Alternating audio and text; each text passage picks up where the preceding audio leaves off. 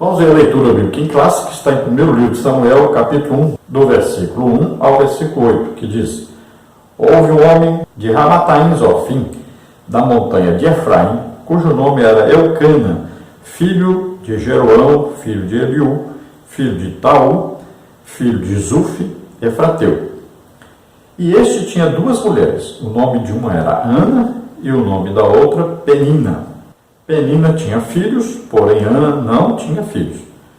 Subia, pois, este homem da sua cidade de ano em ano a adorar e a sacrificar ao Senhor dos Exércitos em Siló.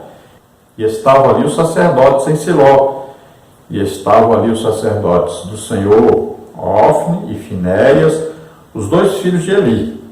E sucedeu que, no dia que Elcana sacrificava, dava ele porções do sacrifício a Penina, sua mulher, e a todos os seus filhos e a todas as suas filhas. Porém, a Ana dava uma parte excelente, porquanto ele amava Ana. Porém, o Senhor lhe tinha cerrado a madre. E a sua competidora excessivamente a irritava para a embravecer, porquanto o Senhor lhe tinha cerrado a madre. E assim o fazia ele de ano em ano. Quando ela subia à casa do Senhor, assim a outra a irritava, pelo que chorava e não comia. Então Elcana, seu marido, lhe disse: Ana, por que choras? E por que não comes? E por que está mal o teu coração? Não te sou eu melhor do que 10 filhos? Então esta era a situação, e foi daí que Ana tomou uma atitude. Um dia ela tomou uma atitude: eu vou a Deus agora e vou confiar a Deus.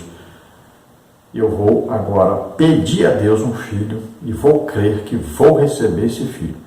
E veja bem que a Bíblia diz bem claro que Deus é quem cerrou a madre de Ana. Então ela não podia ter filhos, porque Deus não queria que ela tivesse filhos.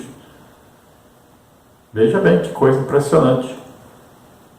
Aí ela vai buscar a Deus, ela vai ter fé em Deus, e ela toma uma atitude de fé. Ela vai ao templo, e lá ela clama, ela chora, ela pede mesmo, acreditando que vai receber, faz um voto, e era o que Deus queria.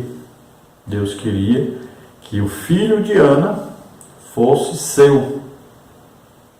Então Ana entrega esse filho a Deus num voto.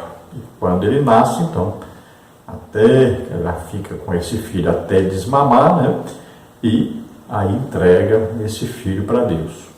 Então Deus recebeu aquilo que ele queria, mas Deus dá a ela outros filhos.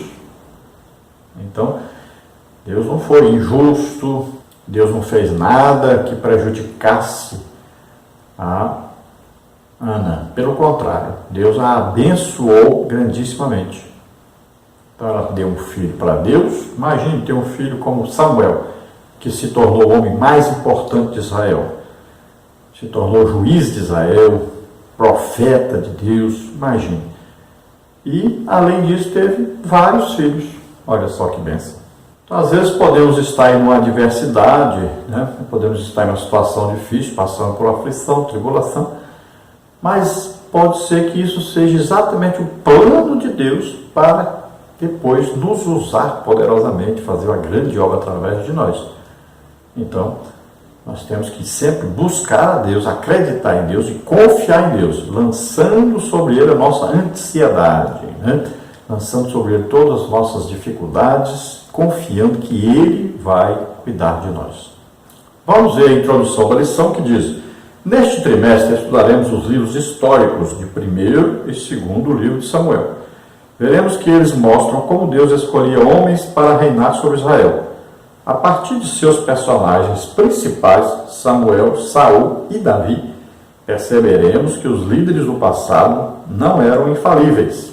Então, neste trimestre, estaremos estudando esses 2 livros. O 1º livro de Samuel, o 2º livro de Samuel. E os personagens principais aí, Samuel primeiro, depois Saul, o rei Saul, depois o rei Davi.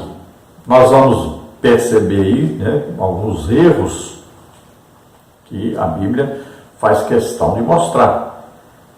A Bíblia não mostra aí homens perfeitos, mas homens que serviram a Deus apesar de não serem perfeitos.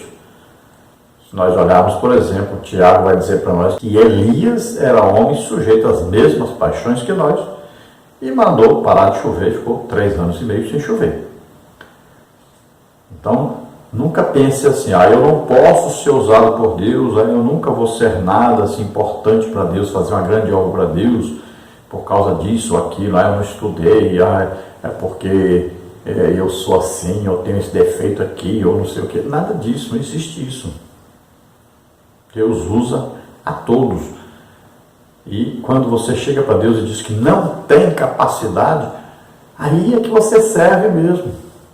Deus quer aqueles que se entregam a Ele e confiam a Ele. Ele vai capacitar. Vamos ver então que Samuel se torna o juiz de Israel e ele é o profeta de Deus para a nação de Israel. E nós vamos ver que o problema de Samuel foi que quando ele fica velho, que ele quer colocar os seus filhos, o povo diz que os filhos dele não podem ficar no seu lugar porque os filhos dele não prestavam. Veja bem, os filhos não copiaram o pai, não seguiram o exemplo do pai. Então, pode ser devido à educação, que Samuel não tinha tempo para os filhos, andava para todo lado, oferecendo sacrifícios, profetizando, cuidando de julgar as coisas que vinham para serem julgadas. Então, não sabemos. Sabemos que os filhos dele não puderam servir no lugar dele, porque não eram pessoas boas. Depois vamos ver Saul, que provou ser desobediente a Deus e irreverente, né? Além de fazer o que não era devido a ele fazer, que era oferecer sacrifício, por exemplo. Desobedeceu, não matou o rei Amalequita. Então, nós vamos ver que Saul era, no início, um homem que todos pensavam que seria excelente, que governaria até morrer, mas, infelizmente, provou ser um homem desobediente a Deus. Depois vem Davi, um homem chamado homem segundo o coração de Deus, com a grande capacidade de se arrepender, a grande capacidade de reconhecer o seu erro, né? E se arrepender. Um homem que teve vários defeitos, fez muita coisa errada, mas que tinha essa qualidade muito preciosa de sempre ser um adorador, de amar sempre a Deus, de ser fiel a Deus, nunca caiu na idolatria.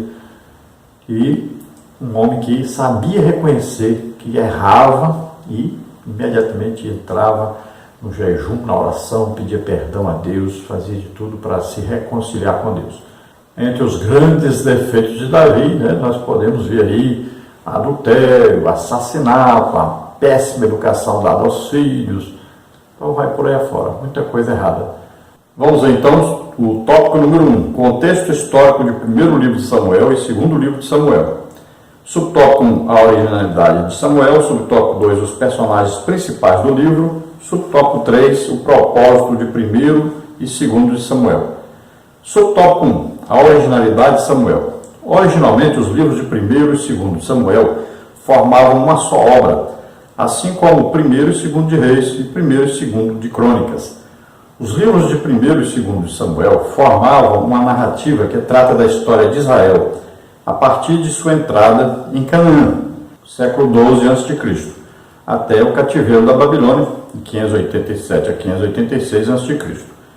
Eles não são apenas registros de fatos e de pessoas do passado, mas são a palavra de Deus indispensável ao nosso ensino, edificação e consolação, como está em 2 Timóteo 3,16, que diz para nós que toda a Escritura é divinamente inspirada e proveitosa para ensinar, para redarguir, para corrigir, para instruir em justiça.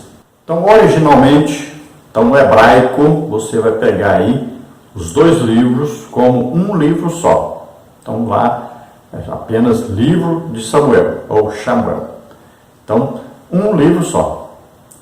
Aí, depois, quando passou para a Septuaginta, né, a tradução dos 70, que traduziram do hebraico para o grego, aí é que foi então dividido aí em 2 livros. Depois nós vamos ver que os católicos romanos, quando fizeram a tradução à Vulgata latina, né, que é traduzida por Jerônimo, já colocou como primeiro dos reis, segundo dos reis. Depois nós vamos ver que veio então a tradução da palavra de Deus toda para o grego, e para nós os evangélicos, né, ficou aí primeiro livro e segundo livro de Samuel. Então toda a palavra de Deus é importante para nós, para ensino nosso, não é apenas um contar de história, mas é importantíssimo para a nossa vida. Nós aprendemos com os erros e acertos, né, dos servos de Deus. Subtópico 2, os personagens principais do livro. Então há vários personagens importantes desses livros, mas dentre eles 3 se destacam: Samuel, o profeta; Saul, o primeiro rei de Israel; e Davi, o homem segundo o coração de Deus. A partir desses homens, os livros de Samuel, como os demais da Bíblia, evidenciam o cuidado especial de Deus, bem como suas disciplinas, justiça e misericórdia, a fim de polir a vida dos reis e do povo hebreu conforme seus propósitos. Como está em Tito 2,14, que fala sobre purificar para si um povo zeloso e de boas obras, e também em Hebreus 12,10, que fala da correção dos nossos pais. Então os principais personagens aí são, primeiro, Samuel, que foi juiz e profeta; depois o primeiro rei de Israel, Saul; e depois o segundo rei de Israel, Davi, que é chamado aí o homem segundo o coração de Deus. Nós sabemos que quando Deus já chama Abraão, já aí deste homem, né, vai nascer o descendente, que é Jesus Cristo. Então existe uma aliança ali com Abraão, e essa aliança vai passando para os seus filhos, seus descendentes.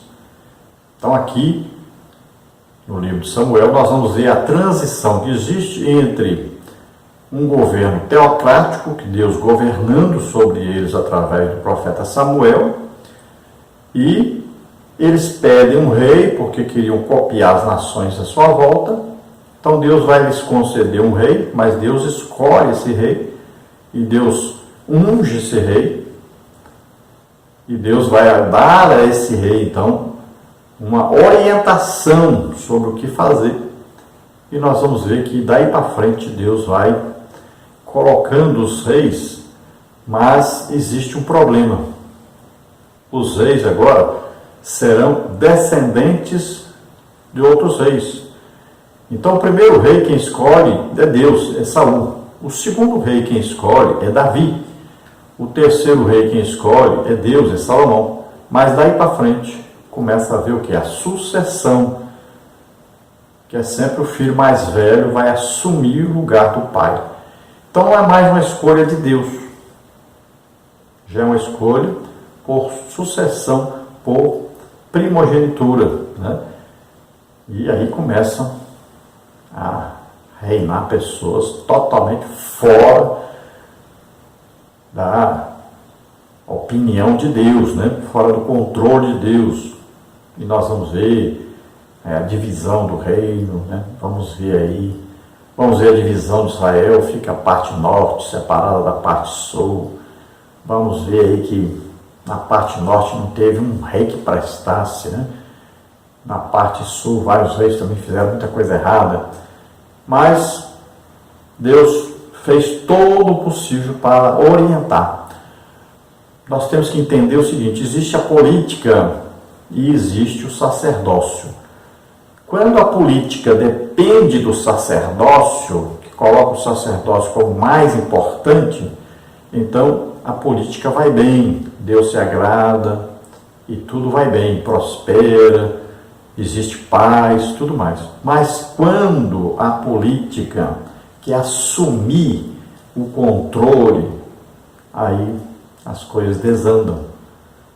Então é preciso haver orientação de Deus, controle, governo de Deus.